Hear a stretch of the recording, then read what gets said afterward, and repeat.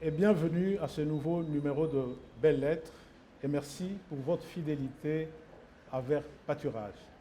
Aujourd'hui, c'est l'Institut national des arts, l'INA en sigle, qui nous accorde son hospitalité dans la mesure où nous sommes venus rencontrer un grand homme de culture, un grand homme de lettres, un homme dont le nom déjà résonne comme un tam-tam, André Yoka Lié Moudaba. Il est professeur émérite de l'enseignement supérieur et universitaire et il est également directeur général de l'Institut national des arts, INA en sigle. Bonjour, professeur. Bonjour, cher ami. Professeur, c'est une grâce pour nous que de vous avoir là à côté de nous pour parler littérature, culture, écriture. Et nous sommes parfaitement conscients de l'honneur que vous nous faites. C'est un honneur partagé. Oui, un honneur que vous nous faites en vous prêtant à ce jeu de questions et réponses. Lors de cette émission, nous allons nous entretenir autour de la littérature, de l'art, de la culture. Mais, professeur, est-il vraiment opportun que deux hommes sensés, comme vous et moi, de parler de la littérature, de l'art, de l'écriture, du livre, dans un monde dominé par les rationalités techniques et économiques, un monde où les maîtres mots sont productivité, utilité, gain, profit. Est-il vraiment opportun de parler de la littérature? Il en est ainsi de l'histoire des idées à travers le monde. C'est une dualité qui n'est pas toujours une dualité harmonieuse, mais c'est une dualité qui fait en même temps la vie. C'est-à-dire le jeu dialectique entre la raison et la passion. Et la passion se trouve du côté justement de la littérature, du côté de l'art, du côté de la philosophie, du côté de la vision. Et c'est ça qui fait que nous soyons des hommes. Nous sommes des hommes parce que nous sommes faits de chair et d'esprit. L'homme ne vit pas seulement de chair, l'homme vit de l'esprit. Je dirais même l'homme vit surtout de l'esprit. Et toute la partie spirituelle, c'est toute la partie passion. Et le monde et la vie est faite de cela. Parce que sans le côté passionnel, sans le côté prospectif, sans le côté rêve, nous sommes des animaux. C'est ça qui nous différencie de l'animal. C'est que nous sommes des êtres de raison, oui, mais nous sommes aussi des êtres de souffrance. Nous sommes des êtres de joie. Nous sommes des êtres de rêve. Nous sommes tous là. Sans cela, qui sommes-nous? Des machines? Voilà la vraie question. Et la littérature et l'art, depuis la nuit des temps, depuis les grottes, où les hommes des cavernes inscrivaient leurs passions, leurs rêves, leurs mythes sur des murs et des parois, depuis lors, l'homme est toujours le même, avec des différences, disons, de dimensions différentes, oui, selon les évolutions du temps et de l'espace. Mais l'homme est le même. Il a un devoir, il a une propension à vouloir être en harmonie avec le cosmos. Et ça, ce n'est pas toujours la rationalité. Ça, c'est aussi le cœur. C'est cela, oui. En fait, là, je suis tout à fait d'accord avec vous, puisque jadis, l'éducation ou l'initiation à l'humanité passait par les humanités, Ouais. c'est-à-dire par cette confrontation aux grands textes de la littérature classique. Ouais. Vous ne trouvez pas, professeur, que le peu d'engouement pour la littérature en ce jour est un signe annonciateur d'une crise d'hommes dans notre société? D'abord, faisons attention. Ce sont des déclarations à l'emporte-pièce qui demandent à être vérifiées et vérifiables selon des enquêtes. A-t-on fait des enquêtes pour dire que, c'est une phrase que j'entends souvent, Oui. que les Congolais ne lisent pas, que les Congolais ne s'attachent pas à la culture, les Congolais n'aiment pas ce qui est de l'esprit. A-t-on vérifié? D'abord, qu'est-ce que c'est la culture? D'abord, qu'est-ce que c'est la littérature? Il faut faire attention. Parce que moi, j'ai fait les humanités gréco-latines au collège Boboto. Et je suis d'accord avec vous que ce sont des humanités qui façonnent l'homme d'une manière universaliste, en lui ouvrant les horizons les plus inattendus. Je suis d'accord avec vous. D'ailleurs, anecdote, les meilleurs médecins que nous avons eus dans notre pays, à l'époque, ce sont des gens qui ont fait les humanités, soit latin maths, soit gréco-latine. Parce qu'il y a là un soubassement d'humanisme qui est, comment dire, un tronc commun de toute connaissance et de tout savoir. Bon, maintenant que je mets un bémol en disant que est-ce que les gens ne lisent pas? Est-ce que les gens n'ont pas accès à la culture? Je pense qu'il faut réfléchir sur cette question. La question, il faut la renverser. Est-ce que l'on donne suffisamment accès au plus grand nombre, au savoir, à la connaissance, à l'esthétique, à la beauté parfois abstraite? Est-ce qu'on leur donne les espaces pour cela? C'est ça la vraie question.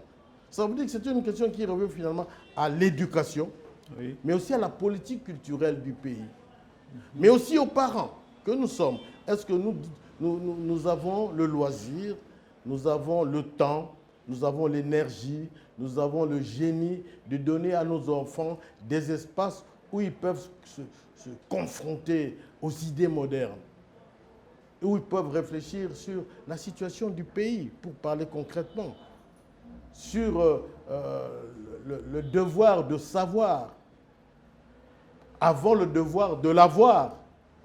Parce que là où je vous rejoins, c'est que la tendance, mais c'est le discours dominant, ce n'est pas le discours du peuple, c'est le discours dominant, c'est souvent le discours politique qui met en avant le succès de l'avoir, avant le succès du savoir.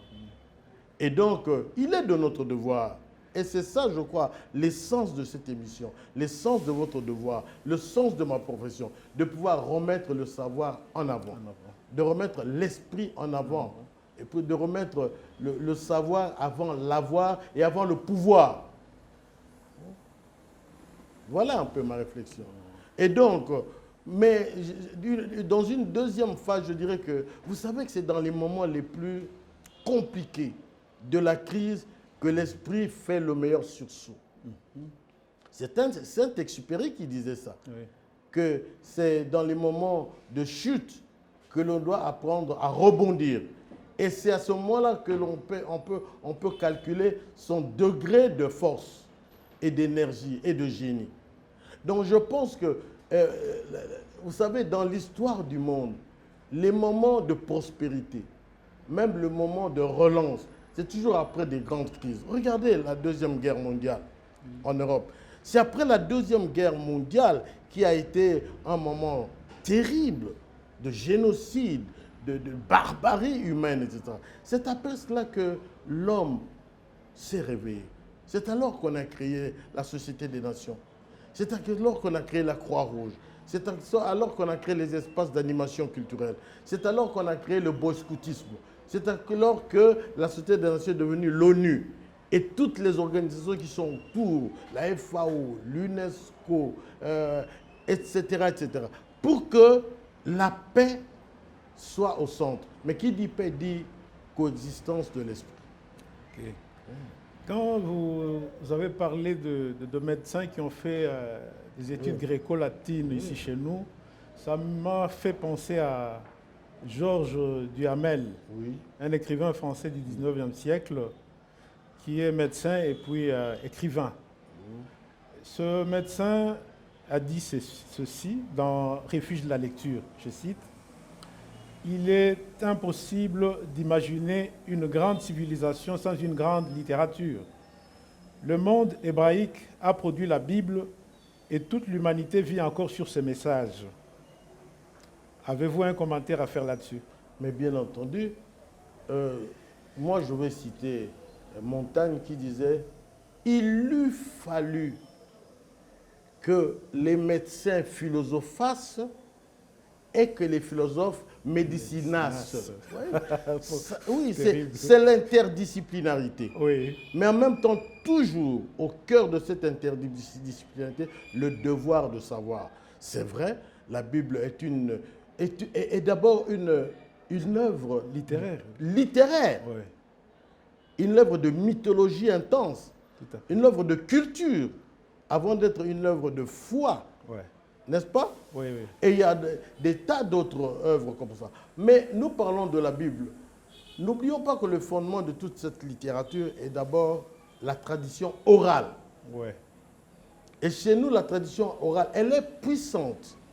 Elle a une seconde nature chez nous. Quand nous parlons de la littérature, nous pensons tout de suite à la littérature écrite, à la scripturalité. On oublie que la tradition orale, notamment chez nous, c'est-à-dire le patrimoine culturel immatériel, a sa place dans cette évocation que nous devons faire. Nous parlons certes de la littérature écrite, mais on devrait commencer par la littérature orale. Regardez toute cette tradition de la chanson, hier comme aujourd'hui, mais c'est de la tradition orale, n'est-ce pas? Avec des moments forts de cette tradition orale, avec des moments forts de composition, avec des moments forts d'adhésion populaire. Et après, nous pourrions parler aussi de cet exercice littéraire auquel nous nous astreignons de plus en plus en imitation en réalité, parce que nous avons été à l'école des Blancs. Oui. N'est-ce pas?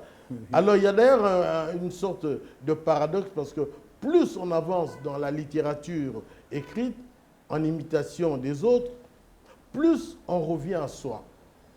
Je prends mon propre exemple. Pendant longtemps, j'ai écrit en français, et puis je me suis dit, ma foi, il faudra que je réfléchisse sur nos traditions du terroir. Et j'ai commencé non seulement à écrire en langue nationale, d'abord en bilingue, pour que ce soit traduisible facilement et accessible à tous.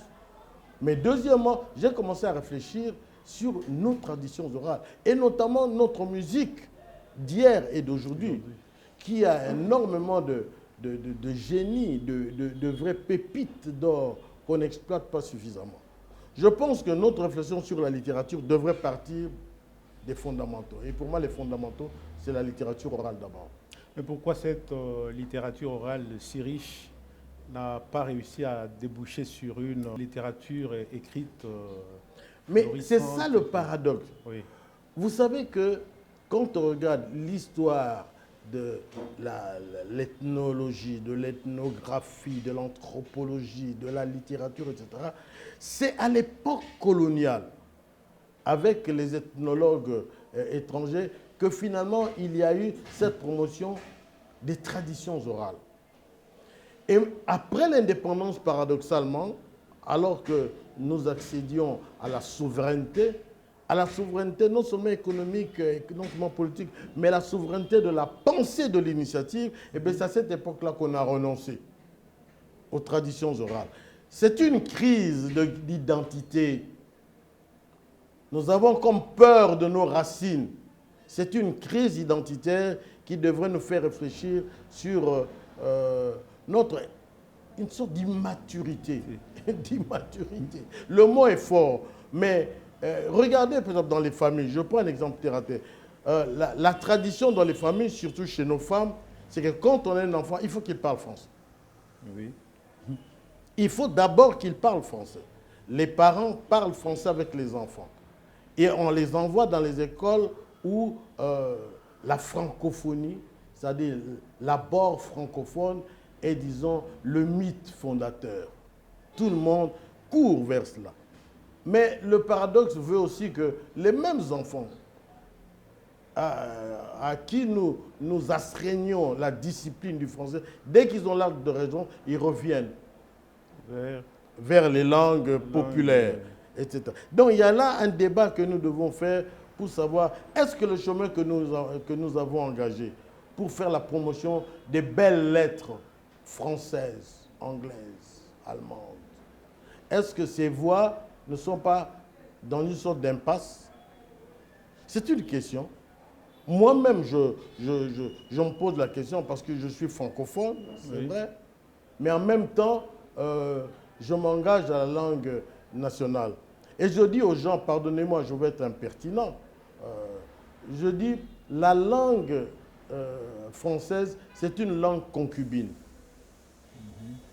Et la langue nationale, moi je suis lingalophone, c'est la langue légitime.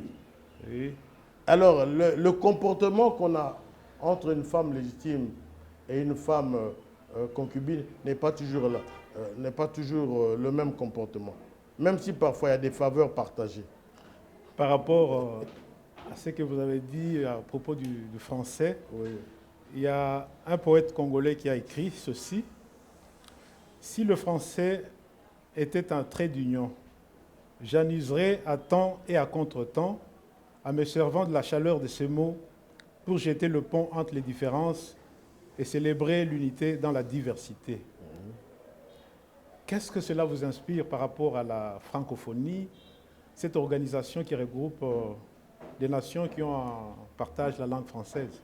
Faisons la différence entre la langue française et la francophonie. Oui. La langue française, c'est une langue riche. Nous avons grandi là-dedans. Nous en avons apprécié les faveurs, le bonheur. Hein?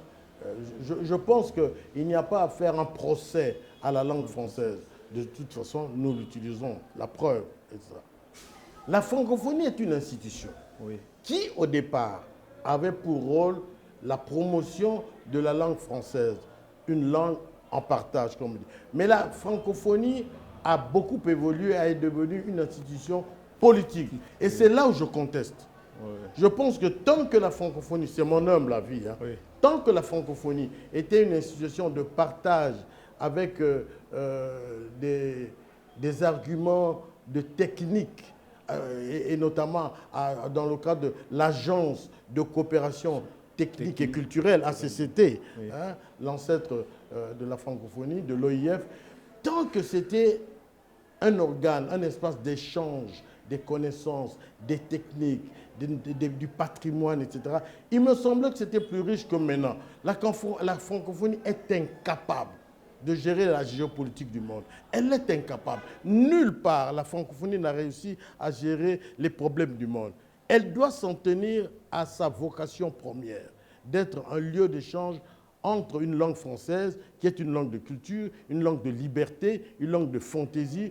Oui, mais dépasser ce seuil-là, c'est vraiment aller contre le mur. Qu'est-ce que vous proposez pour remédier à cette situation, pour que la francophonie cesse d'être politique, pour qu'elle revienne à ses premiers amours? Mais je l'ai un peu dit, je crois qu'il faut revenir à ses fondamentaux. Ces fondamentaux, pour moi, je me trompe peut-être, c'est l'ACCT, Agence de coopération technique et culturelle, qui est une agence qui était un espace de projets concrets sur des urgences de développement durable, de développement culturel, de développement environnemental, etc. Et donc, pour moi, ça devrait revenir à cela. Et c'est à cela que nous devons nous astreindre pour atteindre, par exemple, les jeunes, l'école, pour atteindre les artistes dans leurs œuvres, pour atteindre, même les politiques, mais dans les politiques culturelles concrètes qui tendent à faire valoriser ce que nous avons en nous, de riche, de proche, de propre. Je pense que tant qu'on s'élève sur des espaces aériens immaîtrisables comme la francophonie politique, on ne trouvera rien du tout de concret. Je suis sévère, mais c'est vraiment ma perception. Si nous pouvons revenir à la langue française, puisque quand on parle littérature, surtout littérature française ou francophone, on pense à la langue française. Vous écrivez en français. Quel rapport entretenez-vous avec cette langue? Parler de mon rapport avec la langue française, c'est parler un peu de ma vie. Ouais. Moi, j'ai grandi dans une famille modeste. Et donc, j'ai grandi dans une commune tout aussi modeste. J'ai grandi dans la commune de Kinshasa, Oui. qui à l'époque était une commune turbulente. Ouais. C'était peut-être la plus turbulente. Tous les Yankees, tous les grands musiciens que l'on a connus dans ce pays, c'est dans ce quartier-là. Et donc, j'ai eu une chance exceptionnelle. C'est que comme j'étais brillant quand même à l'école, pardonnez-moi ma prétention, j'ai été accepté au collège Boboto. Rappelez-vous qu'au collège Boboto, au collège Albert à l'époque, oui, c'était un collège mixte, blanc et noir. Oui. Et donc, nous avons été exceptionnellement acceptés là-bas. Et c'est là où j'ai été initié à la langue française, de manière très disciplinée, de manière très systématique. Et c'est là où j'ai appris à connaître l'univers du français, non seulement du français de la France, mais aussi du français de l'Afrique. Senghor, des Caraïbes, Césaire, oui. Léon Gautran, Dama. etc., etc. Et donc, quel est le rapport que j'ai? Je l'ai dit un peu. Pour moi, c'est une langue concubine. Pardonnez-moi ce terme-là encore une fois. Oui. Mais, ma foi, je n'ai pas le choix. J'ai la langue légitime et on m'a imposé la langue française. C'est ça le deuxième aspect. Mais je l'ai adoptée. Non seulement je l'ai adoptée, mais elle me donne du plaisir. Et donc, je suis entre les deux langues. Je suis, comment dire, au milieu des langues nationales. J'ai grandi là-dedans. J'ai grandi dans les quartiers populaires où on parle non seulement le lingala populaire, mais aussi où on parle le lingala classique. Parce qu'à notre époque, quand vous faisiez les 3 ans primaires, c'était en langue nationale obligatoire. Il n'y avait pas de français. J'ai fait donc la première année, la deuxième année, la troisième année en langue nationale en lingala. C'était à l'école Saint-Pierre. Et puis après, je suis venu, à l'époque on appelait ça Sainte-Anne, aujourd'hui on appelle ça Saint-Joseph. Après seulement, la troisième année, on a été initié à la langue française. Et ça a été consolidé quand je suis allé au collège Boboto. Donc, je suis vraiment au carrefour des deux langues et je me sens très à l'aise là-dedans. Je n'ai pas de complexe de langue française. C'est pourquoi je ne dénonce jamais ça. Parce que j'y suis. Sinon, on ne parlerait pas en français, vous et moi aujourd'hui. J'y suis. La langue maternelle, oui, je suis à l'aise. Le français, oui, je suis à l'aise. Et vous rêvez dans quelle langue? En français ou en lingala? Ça dépend des moments. Vous savez, quand je suis fâché, oui, ce sont les mots naturels du lingala qui arrivent. Oui, chasser le naturel, comme il revient au galop. Il revient au galop.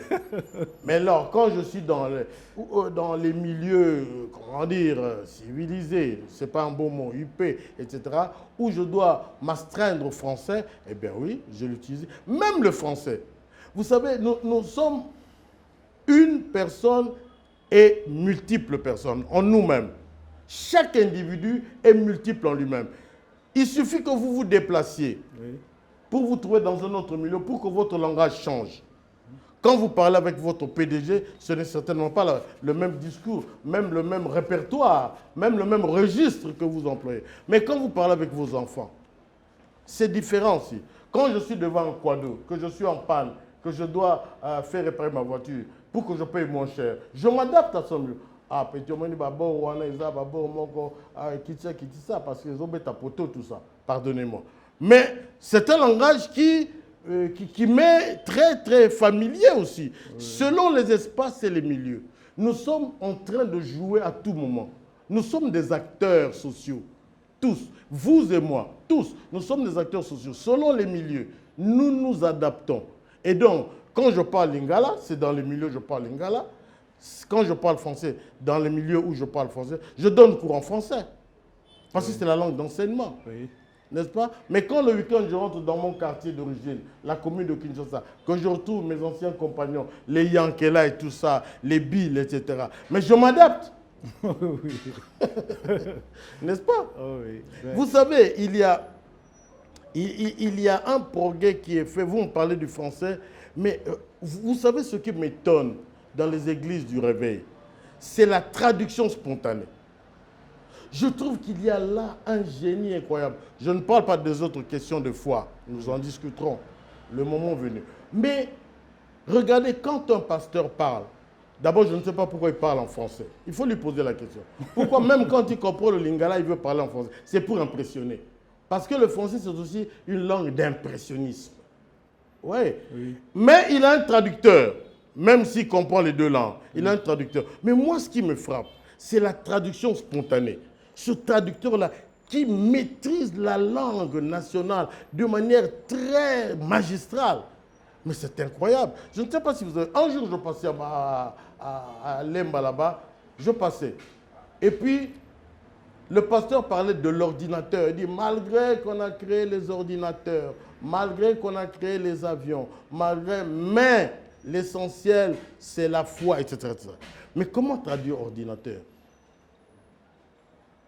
Comment traduire ordinateur? Machine ya daga daga lombango. Évidemment, c'est une phrase longue, oui, mais l'on comprend. Oui. Donc, il y a là un travail d'inventivité quotidienne. Oui. C'est ça le rapport que nous avons avec la langue française. Et c'est unique dans cette ville. Quand vous allez dans les autres villes francophones, Libreville, je ne sais pas, Abidjan, c'est le français, comment dire, popularisé. Oui, oui. Ils n'ont pas, à proprement parler, une langue, disons, commune, comme le lingala qui nous rassemble ici à Kinshasa. Et un pays de, je ne sais pas, de 11 millions d'habitants, de 80 millions d'habitants, nous avons 4 langues nationales qui s'interpénètrent de manière harmonieuse. Sauf peut-être à Dakar, il y a le Wolof, qui fait un peu l'unité linguistique du pays, au-dessus des autres langues. Mais nous avons une chance incroyable. Le lingala, d'ailleurs, s'impose à côté du français maintenant, oui, à côté du swahili. Tout à fait. Oh. Pour revenir à la littérature, professeur, quels sont les écrivains qui ont été à l'origine de cet amour, de cette passion que vous avez pour la littérature? Quand j'étais au collège Albert, aujourd'hui collège Boboto, il y avait des auteurs phares, évidemment. Évidemment, il y avait une sélection. Bon, c'était évidemment le Molière, c'était Racine, c'était Corneille. Et puis, il y avait Peggy, pour la pensée, l'essai. Peggy, il y avait des grands auteurs, Monterland. Moi, oui, parce que moi, j'étais plus penché. Voilà, Henri de Monterland. J'étais très penché vers le terre. Il y avait Sartre, évidemment. Ouais. Qui est plus qu'un écrivain, qui est plutôt un intellectuel. Et ce sont des noms connus, ce sont ces noms-là. Mais moi, ce qui m'a frappé, sincèrement, c'est le jour où j'ai joué Antigone. Antigone de... Il y a Antigone de Sophocle, oui, mais il y a aussi Sophocle, Antigone d'Anoï. Oui. Sophocle, c'était 5e siècle avant Jésus-Christ, oui, mais le thème d'Antigone a été repris dans les années 40 par... Anou, Jean Anou, oui, ça m'a bouleversé. Et la thématique et l'écriture. Mais il y a un auteur, cette fois-là, c'est la négritude, oui, c'est Aimé Césaire. Aimé Césaire, tu as la force de frappe, l'inventivité des mots, les mots projectiles, les mots dynamite. Ça, c'est Césaire. Mais aussi Frantz Fanon. Pour revenir à Césaire, il est très fermé. Pour le comprendre, il faut être initié à son vocabulaire. Oui, mais justement, c'est le travail du poète, c'est de ne pas toujours livrer ses clés, parce que c'est une initiation aussi. La lecture est une initiation. Il y a la lecture cursive, de ce que l'on dit habituellement, les journaux, c'est pas les revues. Et puis, il y a la lecture, disons, cryptée, c'est-à-dire la lecture qui demande un décodage. Et c'est un effort qu'il faut faire. Parce qu'au bout du décodage, il y a ce qu'on appelle la jubilation intellectuelle. La jouissance intellectuelle. Il faut se faire cet effort-là. Et on ne le fait pas souvent. Ça suppose quoi? Ça suppose qu'on ait des bons critiques, qu'on ait de bonnes écoles, qu'on ait de bonnes bibliothèques, qu'on ait de bonnes écoles. Et ça, c'est l'effort qui devrait être fait. Je pense que moi, sincèrement, les auteurs, il y en a beaucoup, je lis énormément. Parce que maintenant, je lis beaucoup Smith, Emmanuel Smith. C'est un auteur moderne qui fait beaucoup de romans. J'aime beaucoup. J'aime beaucoup la littérature sud-américaine. Sud-américaine? Oui. Ah oui, il y a des grands oui, poètes Coelho. là-bas. Oui. Coelho, oui. Voilà. Oui. C'est une sorte de rêve permanent. Oui, oui. Une littérature de mythologie permanente. Une littérature où il n'y a plus de frontières entre le réel et l'illusoire. Et j'aime beaucoup ça. C'est un peu ce que nous avait appris Sonny Laboutanti, notre frère d'en face. Congo, oui. Et il a beaucoup copié de la littérature sud-américaine. Ah oui, énormément, énormément. Et donc, voilà un peu en vrac les auteurs que j'ai fréquentés, mais parfois dans le désordre. Mais que je continue à garder comme étant des amis personnels, que je n'ai pas connus nécessairement, mais des amis personnels qui m'accompagnent dans mes rêves jusque maintenant. Est-ce que vous vous sentez quelque part redevable vis-à-vis de la littérature? Oui, absolument. Parce que la littérature, ce n'est pas seulement l'exercice d'écrire. La littérature aussi, c'est tout le message qu'il y a derrière, toute la culture, toute la charge culturelle qu'il y a derrière la littérature. Ma foi, quand vous lisez Victor Hugo, mais Victor Hugo, c'est un combattant de la liberté. Ces textes sont des textes. D'ailleurs, il s'en prenait à Napoléon le Petit, comme il disait. Et toute sa vie, il s'est battu contre Napoléon. Voilà. Donc, c'est un écrivain engagé. Oui. Donc, derrière la littérature, il y a l'aspect perlocutoire, comme on dit. C'est l'aspect de l'engagement dans la vie. La littérature ne peut pas être gratuite. Dans un pays comme le nôtre, qui est un pays de défis permanents, la littérature n'est pas une manière de faire du gala, de faire du sensationnel. Non, non. Comme disait Césaire, je crois, nous sommes sur une scène, je cite de mémoire, nous sommes sur une scène et il faut éviter d'être des chimpanzés qui jouent au rôle de clown, quelque chose comme ça. Quand on souffre, il faut savoir l'exprimer de la manière qu'il faut et sans tricher. La vérité, toujours la vérité et encore la vérité. C'est ça le défi de la littérature. Oui. C'est que la littérature, c'est comme disait quelqu'un, c'est une opération de contrebande. C'est une, comme disait Rimbaud, c'est de la magie suggestive. Ce n'est pas un discours politique. C'est on contourne la difficulté, mais par la métaphore, par les images, pour atteindre peut-être le même but, mais en titillant les sentiments. N'est-ce pas? C'est ça la littérature. Est-ce qu'elle n'éloigne pas un peu de la réalité? Non.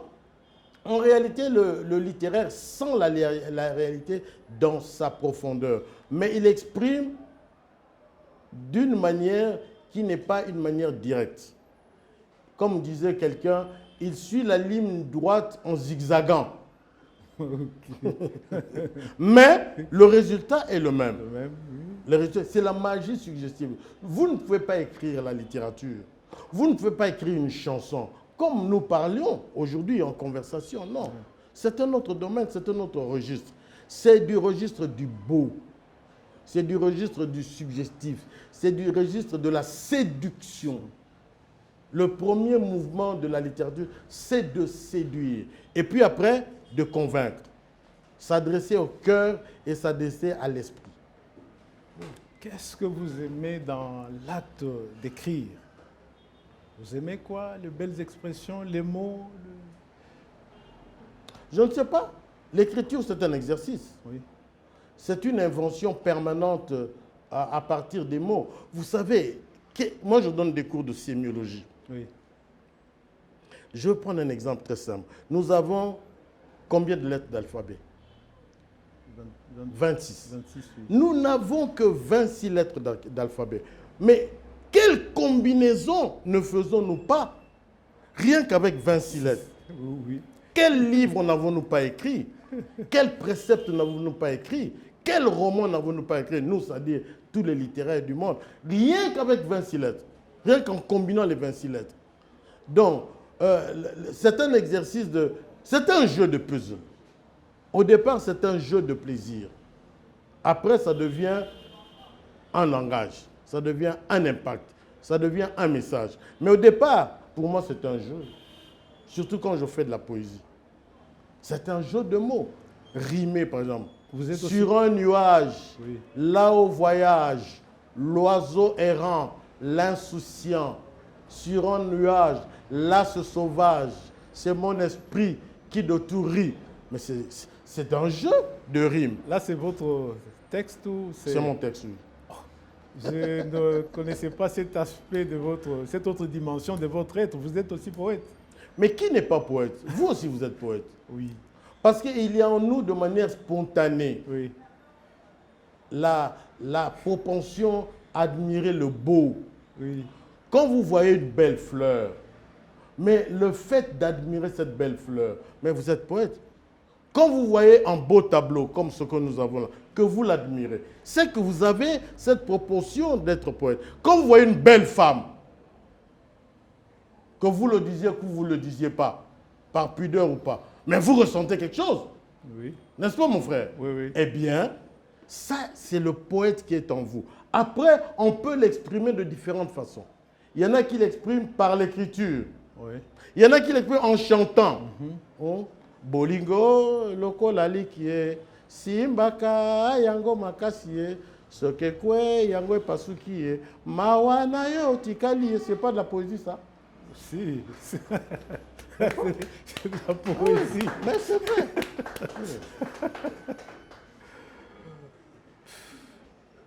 Professeur, l'écriture est-elle chez vous un refuge, un moyen d'expression? Autrement dit, pourquoi écrivez-vous? Je vais vous faire une anecdote. Ouais. Le 4 juin 1969, je répète ça souvent, on a mitraillé des étudiants de l'Ovanium. J'étais parmi ces étudiants-là, parmi les survivants. Mon voisin de chambre, qui s'appelait Mwamba Symphorien, est tombé devant mes yeux, sur Victoire. Je n'avais jamais rien écrit à l'époque, rien. Je suis allé en Europe et lors de l'anniversaire de sa mort et lors de l'anniversaire de mes amis qui sont tombés, j'ai dit mais qu'est-ce que je peux faire? J'ai commencé à écrire Le Fossoyeur. Oui.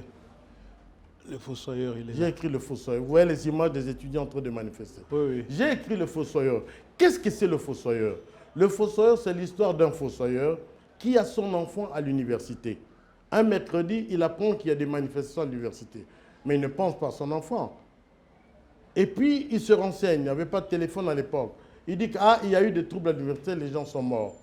Il rentre vite au boulot pour être en contact avec ses collègues. À un moment donné, j'abrège. Un camion arrive avec des corps inertes. Et dans les corps qu'on jette dans la fosse commune, il reconnaît le visage de son fils. Ouh là là. Et j'ai proposé ça. Les amis qui ont lu m'ont dit, mais pourquoi vous ne proposez ça? Vous ne proposez pas ça au concours international de la nouvelle RFI. Oui. À l'époque, il y avait un concours de la nouvelle française. J'ai proposé ça. À l'époque, il y avait deux jurys. Il y avait un jury de panel présidé par Henri Lopez, et puis il y avait un jury des auditeurs. J'ai réussi à gagner les deux jurys. C'est ce qu'on appelait le Grand Prix. Le Grand Prix. Et j'ai donc eu le Grand Prix. C'est alors que j'ai commencé à écrire. Donc pourquoi j'écris? J'écris pour d'abord dialoguer avec moi-même. Okay. Vous savez, écrire, c'est d'abord chercher à parler avec soi-même. Et puis ensuite, si on peut m'écouter, parler avec les autres. C'est pourquoi nous publions, pour avoir un public. Quelle tristesse que de publier, de ne pas avoir de public.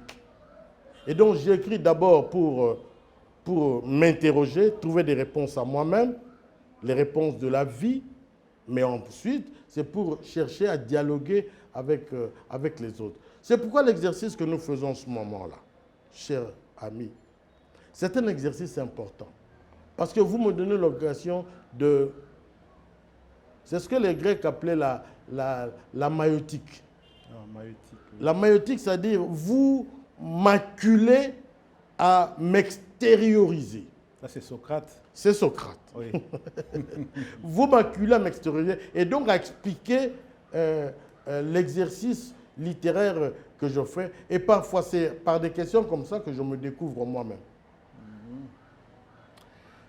Avez-vous besoin d'une certaine atmosphère ou d'un certain rituel pour écrire? Non, j'écris partout. Pourquoi? Parce que je n'aime pas m'ennuyer. Je n'aime vraiment pas m'ennuyer. Quand je vais en deuil, parce que c'est l'endroit où on s'ennuie le plus. Le deuil. Parce qu'il y a des témoignages à contre-courant, il y a des cérémonies à contre-courant. Et si j'ai le temps, j'ai toujours un petit carnet avec moi, je peux vous montrer tout à l'heure, où je note tout. Quand je suis dans un ganda, Oui. je note tout. D'abord, c'est pour ne pas m'ennuyer.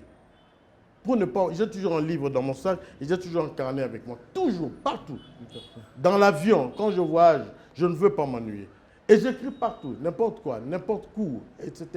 Et après, je me réorganise pour mettre un peu d'ordre là-dedans. Je ne suis pas de ceux qui pensent qu'il faut une muse spéciale qui vient vous frapper à des heures providentielles, qui vous parle à l'oreille, qui vous séduit, etc. Je n'y crois pas du tout. Moi, je ne suis pas de ceux. Vous n'êtes pas de ceux qui pensent qu'il faut être dans un état second pour écrire. Non. Surtout en ce qui concerne Il arrive, oui, il arrive que je cherche la quiétude ou que je cherche une sorte d'ivresse aussi. Comme Rimbaud ou Baudelaire Oui. qui se droguaient Si. pour trouver de l'inspiration. Je n'arriverai pas jusqu'à là. Mais enfin, il y a des moments où on a besoin d'un peu de folie. L'écriture, c'est aussi de la folie. Inventer, c'est toujours un acte de folie. Et donc, on a toujours besoin de toucher la folie pour l'exprimer. Et donc, ça m'arrive aussi, mais ce n'est pas tout le temps. Vous êtes professeur d'art dramatique. Je pense, à mon avis, qu'on ne peut pas parler d'art dramatique en RDC sans évoquer Mobiem Mikanza. Absolument. Oui. L'avez-vous côtoyé? Oh mon Dieu. Quel souvenir gardez-vous de lui? Mais Mobiem Mikanda, c'était un ami. Je l'ai connu, vous savez, Mobiem Mikanda, je l'ai connu à l'époque où j'étais étudiant à Paris. Oui. Et lui avait commencé à travailler bien avant nous. Et déjà, il était coordonnateur des services spécialisés de la culture. Puis à un moment donné, je ne sais pas ce qui s'est passé, il a préféré aller en exode pour étudier aux États-Unis, à Nashville. Et il est passé à Paris une fois pour revenir au pays et nous nous sommes rencontrés là. C'était en 1973. Nous nous sommes rencontrés à Paris et il allait au festival de Nancy, un festival universitaire, et nous sommes allés ensemble. Pardon. Et d'ailleurs, il a passé la nuit dans ma chambre d'étudiant pour que nous prenions le train le lendemain. Je le connais très bien. C'est vraiment quelqu'un qui est mordu du théâtre. Il a commencé comme ecclésiastique, hein, puisqu'il était frère Joséphite à Kikwit. Et donc c'est là qu'il a créé le théâtre du Petit Nègre. Petit Nègre parce qu'il rêvait aussi de revenir à la tradition du terroir. Et il a été le premier à créer le théâtre national avec la pièce Pas de feu pour les antilopes. Et c'est la période de gloire qu'il a connue. Mais c'est aussi une période où nous avions eu un ministre que nous appelons le Malraux congolais, qui s'appelait Paul Moucheté. Paul Moucheté. Ah oui, et c'est la première pièce de Mikanza, il a écrite avec Paul Moucheté. C'est un homme très doué. Mais, devrais-je le dire, Mikanza était plus technicien de scène qu'écrivain. Il écrivait pour le théâtre, il écrivait en vue de la mise en scène.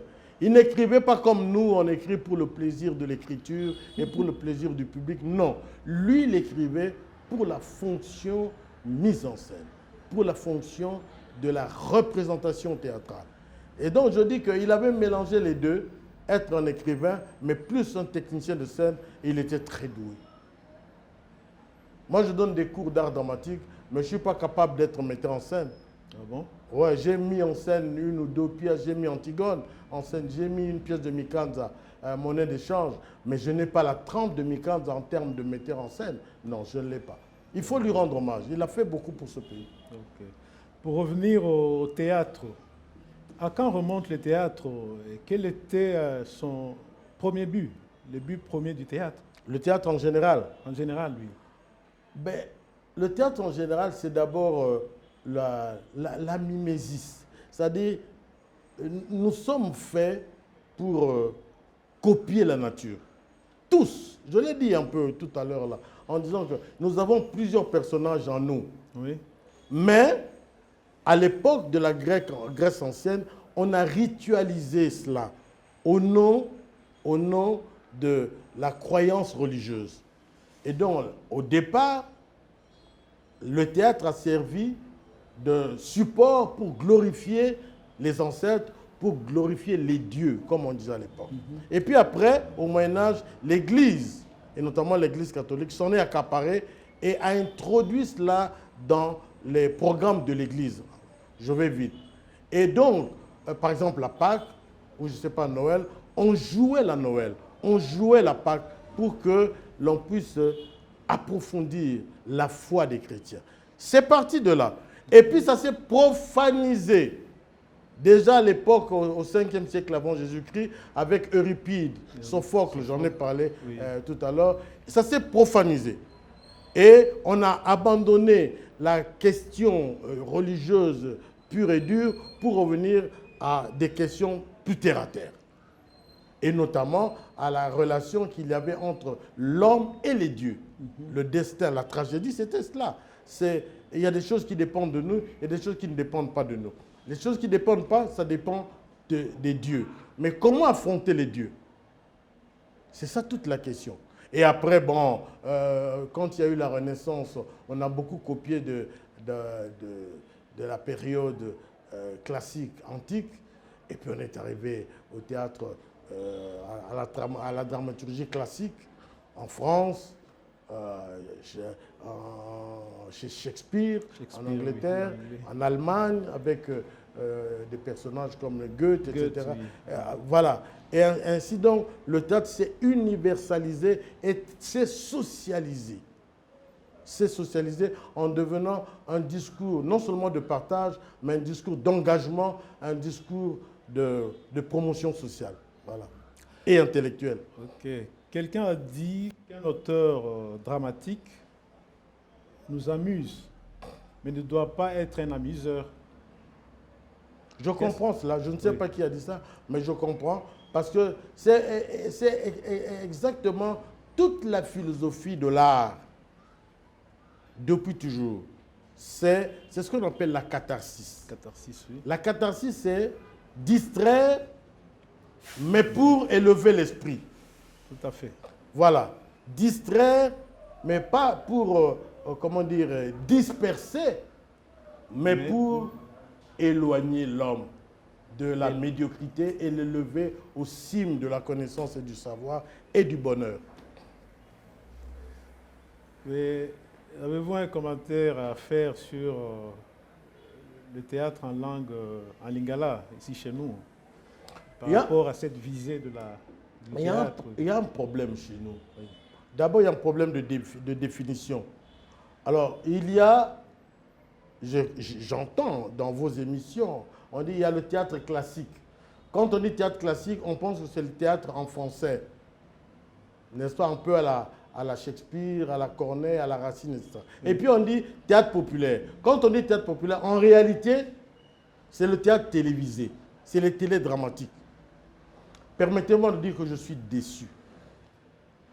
Je suis déçu par la qualité, par l'allure de ce que prend de plus en plus ce théâtre télévisé. Parce que c'est le seul théâtre qui s'est accaparé le terme théâtre populaire. Il m'est arrivé de regarder, au départ, quand il y avait Titengesana, oui, parce que c'était un théâtre de conscientisation. Oui. Mais de plus en plus, avec les sponsors, je ne cite pas, oui, notamment les sponsors brassicoles, je ne sais pas, c'est devenu une improvisation dans l'improvisation. Et l'improvisation dans l'improvisation, c'est la culture de la médiocrité. Je suis sévère, mais je n'ai pas d'autre mot. Il faut absolument que nos acteurs, nos metteurs en scène de la télévision puissent se remettre en question. Nous ne pouvons pas continuer à présenter cela comme étant le théâtre congolais. Ce n'est pas vrai. Mais le plus grave, c'est quoi? C'est que ce théâtre a commencé au Congo. Ce théâtre a été imité par d'autres pays, comme le Togo, comme la Côte d'Ivoire, oui. comme, je ne sais pas, le Sénégal en partie. Et là-bas, ça a pris notre proportion. Parce qu'il y a des sponsors un peu plus éclairés, un peu plus éclectiques, qui ont pris en charge, je ne dis pas que c'est mieux là-bas, hein, mais là aussi, on est en train de tomber dans une sorte d'improvisation dans l'improvisation. Donc il y a un effort à faire dans ce sens-là. Professeur, votre œuvre comporte plusieurs genres littéraires, notamment nouvelles, théâtre, essais. Je cite dans le tas Kinshasa, Carnet de guerre, Ouais. Bisonji, Biabakaji, Ouais. Le Fossoyeur, Monimambu, La culture congolaise, preuve de vie, Lettre d'un Quinois à l'oncle du village, Combat pour la culture. Pouvez-vous nous exposer brièvement la thématique, par exemple, que vous exploitez dans, je tire au hasard, Bisonji, Biabakaji? Pourquoi un titre en Chiluba pour une œuvre intégralement écrite en français? Quand vous lisez l'œuvre, vous Oui. comprendrez. Oui. C'est une série de nouvelles. Oui, Et à chaque fois, il y a eu une sorte de ponctuation sous forme d'interjection. Binsonji, d'ailleurs, il y a une erreur. Binsonji, Biabaka, c'est-à-dire les sanglots de femmes. Mais que signifient les sanglots de femmes? Les sanglots de femmes, c'est polysémique. Il y a tout quand une femme sanglote. Il y a du pire et du meilleur. Je n'entre pas dans les détails. oui, Quand une femme sanglote, je parle à l'homme que vous êtes. oui. Quand une femme sanglote, c'est le pire et le meilleur. Mais c'est aussi l'érotisme. N'est-ce pas? Oui. Et c'est tout ça que je raconte. Mais qu'est-ce que c'est Bisonji Biabakaji? Je dis aux gens autour de moi, c'est une parole biblique. Nous avons des yeux pour regarder, Oui. mais nous ne voyons pas. Nous avons des oreilles pour entendre, mais nous n'écoutons pas. Nous avons des mains pour toucher, mais nous ne sentons pas. Pourquoi? Regardez ce qui se passe à Kinshasa. Ce qu'il y a là-dedans, c'est la vie quinoise. Chaque coin de rue, n'est-ce pas une tragédie? Chaque coin de rue, n'est-ce pas une sorte de jubilation spontanée? Chaque coin de rue, n'est-ce pas un sociodrame dans cette ville de Kinshasa? Il y a de tout. Il y a de tout. Mais nous ne regardons pas souvent. Nous regardons de moins en moins. D'autant plus que la crise est devenue telle que chacun s'occupe de soi. Mais nous devons nous arrêter. Notre tâche de citoyen nous oblige à nous arrêter, à regarder le regard des femmes qui vendent au marché. Le regard des enfants de rue perdus. Le regard du fonctionnaire qui cherche à toucher son salaire qu'il n'a pas. Le regard du politicien trouble et parfois hypocrite. C'est cela que je décris, simplement, en regardant autour de moi ce qu'il y a de vrai et ce qu'il y a de réel. La réalité et la vérité. Et dans Combat pour la culture, que vaut la culture pour qu'on combatte pour elle? Combat pour la culture, c'est un essai. Oui, C'est en même temps un plaidoyer oui, pour que l'on revienne à l'essentiel. La culture, c'est ce que Dieu nous a donné de génial. C'est ce qui fait notre différence avec l'animal. La culture, c'est l'inventivité quotidienne, mais aussi c'est l'inventivité technologique. La culture, c'est le retour à soi, mais une réflexion sur soi. Frantz Fanon disait, la culture, c'est l'épopée quotidienne du peuple et la manière pour le peuple d'exalter ce quotidien. C'est fort ça. C'est l'épopée quotidienne. C'est comment le peuple, au jour le jour, se bat pour s'assumer et assumer son histoire. C'est ça notre vie. Nous nous assumons pour entrer dans l'histoire et non pas pour mourir comme des bêtes ou comme des chiens écrasés. Voilà un peu. La culture, c'est l'instance qui nous place au-dessus de la médiocrité. Grâce au savoir, grâce au savoir-faire, grâce au faire savoir, grâce au faire savoir. C'est ça la culture. Est-ce que le recours à sa culture peut sauver l'homme? Oui. Dans quelle mesure? Dans la mesure où le recours à la culture, c'est une recherche de ce qui est essentiel, de ce qui est bon, de ce qui est porteur pour l'avenir. De ce qui est porteur pour l'avenir. Quand vous regardez nos traditions anciennes, les traditions de respect des vieux, les traditions des Mukalenge, des Mbuta, des Mzé, les traditions des vieux, quand vous regardez dans nos traditions, le respect de la personne humaine, le respect de la femme.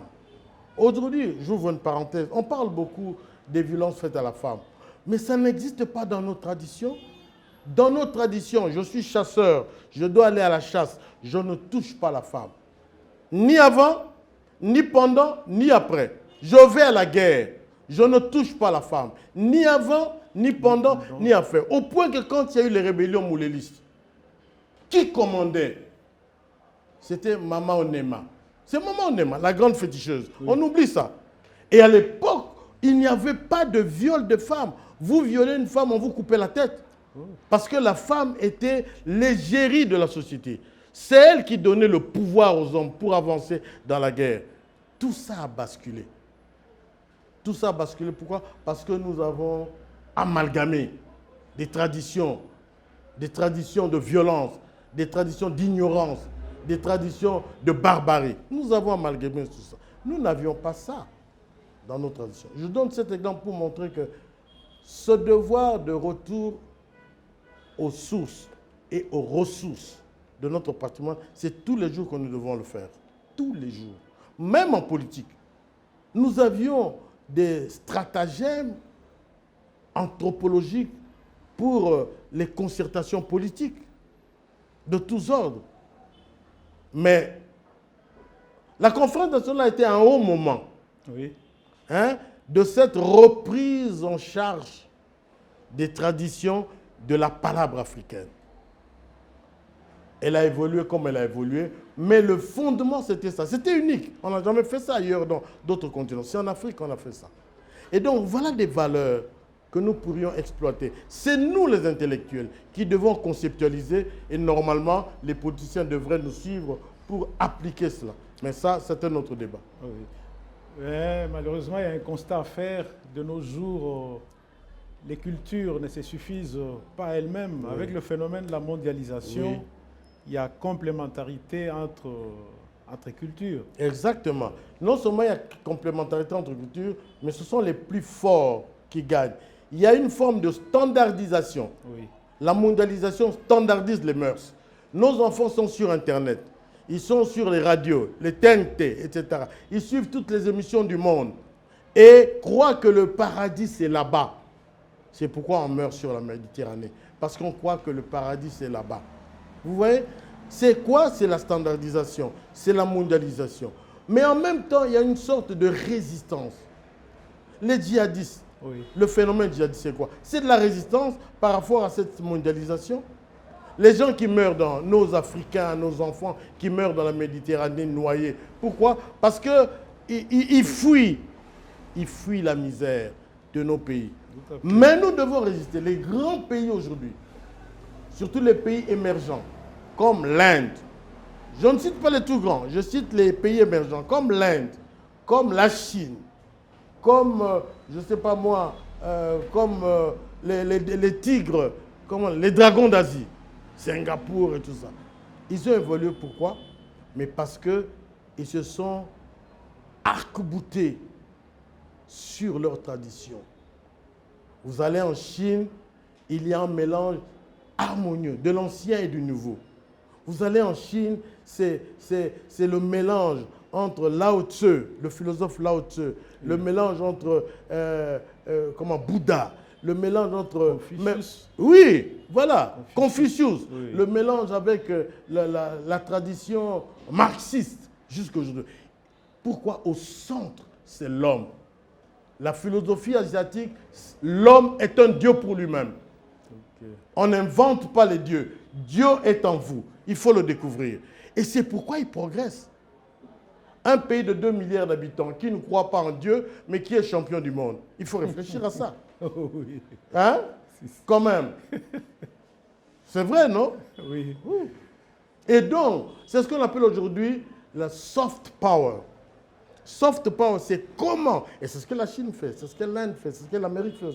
Comment, à travers les traditions propres de la culture, influencer le monde. Quand il y a eu la guerre 40-45, les Américains ont sauvé l'Europe. Ils ont amené toute une tradition de l'Europe. Le gin, le Coca-Cola, le western, qui montrait la force de l'Américain face aux Indiens. Et ça nous a été inoculé, nous avons gardé ça. La Chine aujourd'hui est en train de dominer le monde par le soft power. N'est-ce pas? Les films Kung Fu, qui montrent la puissance de la jeunesse et des grands prêtres, si on peut dire, des grands prêtres chinois. Mais c'est ça le soft power et l'inventivité. L'inventivité permanente. C'est ça qu'on appelle aujourd'hui le soft power. Passer par la culture pour gagner. Le sport, c'est aussi le soft power. Les grands pays mettent un accent particulier sur le sport parce que le sport est devenu politique, parlons-en. Oui. Regardez la CAN. Les pays qui réussissent sont les pays les mieux organisés. N'est-ce pas? Oui. L'Amérique,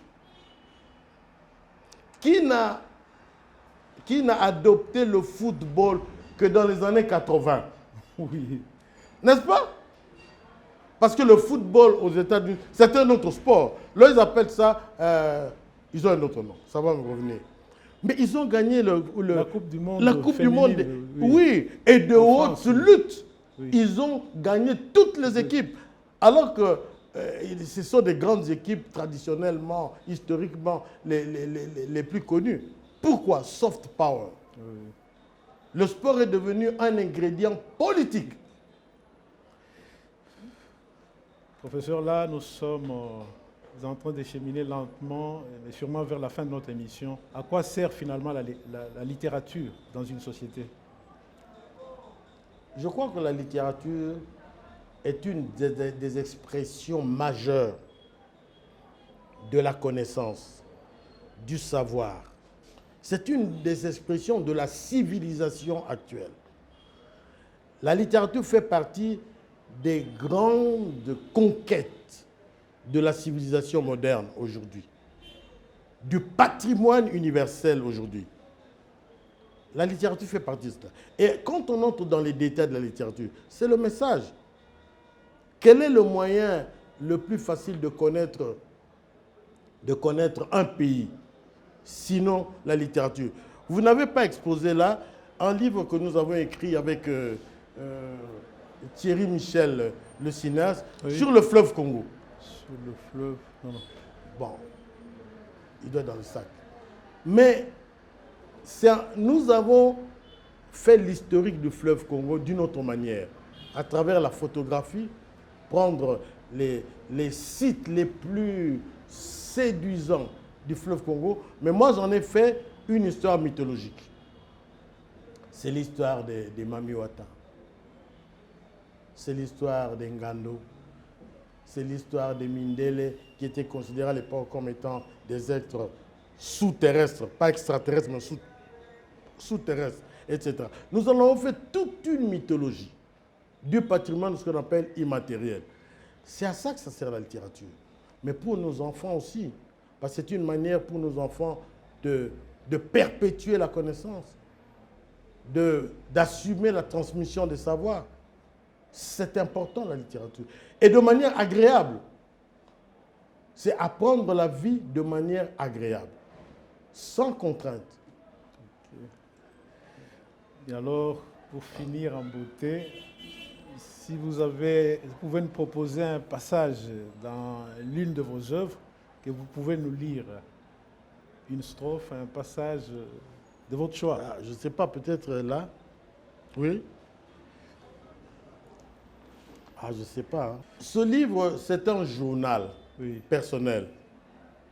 C'est un journal que j'ai élaboré pendant la guerre du Congo, entre 1997 jusqu'à peu près 2001. Tous les jours, je notais ce qui se passait de manière très personnelle, à la fois mélangeant la vérité et la poésie. Oui. Par exemple, 24 septembre 1998, mort de Kongolo Mobutu, fils de l'ex-président alias Saddam Hussein. Me revient cette réplique du spectacle Lettres du trottoir de la compagnie Théâtre des Intrigants. Je cite, « Le pouvoir, c'est comme coucher avec une femme cadavre. On finit par avoir peur, non pas du cadavre, mais de soi-même. Le pouvoir, c'est comme coucher avec une femme cadavre. On finit par avoir peur, non pas du cadavre, mais de soi-même. » Fantastique. Là, nous sommes à la fin de notre émission. Nous disons grandement merci au professeur André Yokalié Moudaba, qui a été pour nous une source à laquelle nous nous sommes abreuvés. Merci, professeur. C'est moi qui vous remercie. Chers amis, merci de nous avoir suivis. Et nous sommes à la fin et nous vous fixons rendez-vous au prochain numéro de Belles Lettres. Bye bye.